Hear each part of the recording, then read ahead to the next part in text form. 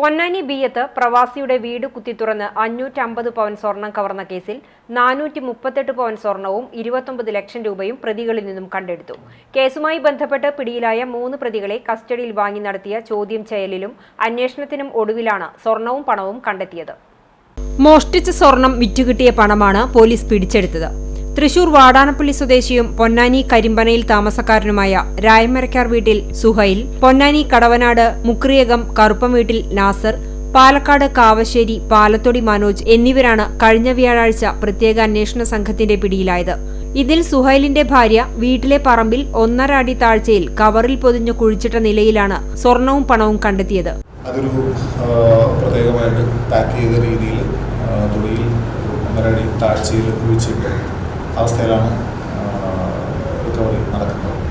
അത് ഈ ബഹളങ്ങളെല്ലാം കഴിഞ്ഞ് ഈ പോലീസ് കസ്റ്റഡി കഴിയുന്നതോടുകൂടി തന്നെ ഇതിൻ്റെ അടുത്ത ഘട്ടത്തിലേക്ക് പോയി കഴിയുമ്പോൾ അതിൽ ജാമ്യം നേടി ഈ സാധനങ്ങളെല്ലാം തന്നെ കയ്യിൽ വയ്ക്കാമെന്നുള്ളത് ഉദ്ദേശിക്കുകയാണ്. മോഷണം നടന്ന വീടിന്റെ സമീപമാണ് സുഹൈലിന്റെ ഭാര്യ വീട്.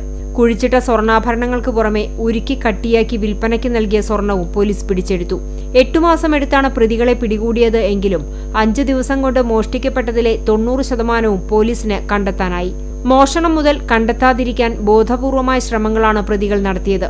പ്രത്യേക സംഘത്തിന്റെ അതിവേഗ ഇടപെടലിലൂടെയും ശാസ്ത്രീയമായ ചോദ്യം ചെയ്യലിലൂടെയും സ്വർണം ഒളിപ്പിച്ച സ്ഥലം പറയാൻ പ്രതികൾ നിർബന്ധിതരാവുകയായിരുന്നു. ഈ 3 പ്രതികളെ കസ്റ്റഡിയിലെടുത്ത് വിശദമായിട്ടുള്ള ചോദ്യം ചെയ്യൽ മുന്നോട്ട് പോകുന്നുണ്ടായിരുന്നു. അതിൻ്റെ അടിസ്ഥാനത്തിൽ ഏതാണ്ട് കേസിൽ നഷ്ടപ്പെട്ടതെന്ന് നമ്മൾ ഇൻഫർമേഷനുള്ള അത്രയും തന്നെ സ്വർണവും അത് പണമാക്കി മാറ്റിയിരിക്കുന്നത് അങ്ങനെയും വീണ്ടെടുക്കാനായിട്ട് കഴിഞ്ഞിട്ടുണ്ട്. കണക്കുകൾ പ്രകാരം ഞങ്ങൾ റിക്കവറി നിയമപരമായിട്ടുള്ള റിക്കവറി പ്രകാരം ഏതാണ്ട് 3500-ലധികം ഗ്രാം സ്വർണവും ഏതാണ്ട് 29 ലക്ഷത്തോളം പണവും ഇത് പല ഘട്ടങ്ങളിലായിട്ട് പണമാക്കി മാറ്റിയിരിക്കുന്നത് റിക്കവർ ചെയ്ത ഒരു വാർത്ത നിങ്ങൾ അറിയിക്കുക എന്നുള്ളതാണ് എൻ്റെ പ്രധാന ഉദ്ദേശം. ഈ കേസിൻ്റെ അന്വേഷണത്തിൻ്റെ നമ്മളിൽ പിടിക്കപ്പെട്ട പ്രതികൾ പല ഘട്ടങ്ങളിലെ പോലീസിനെ തെറ്റിദ്ധരിപ്പിച്ചുകൊണ്ട് കഴിഞ്ഞ ഏപ്രിൽ 13-നാണ് കേസിനാസ്പദമായ മോഷണം നടന്നത്. നിരീക്ഷണ ക്യാമറ നശിപ്പിക്കപ്പെട്ടതിനാൽ പ്രതികളിലേക്ക് എത്താനുള്ള വഴികൾ അടഞ്ഞിരുന്നു.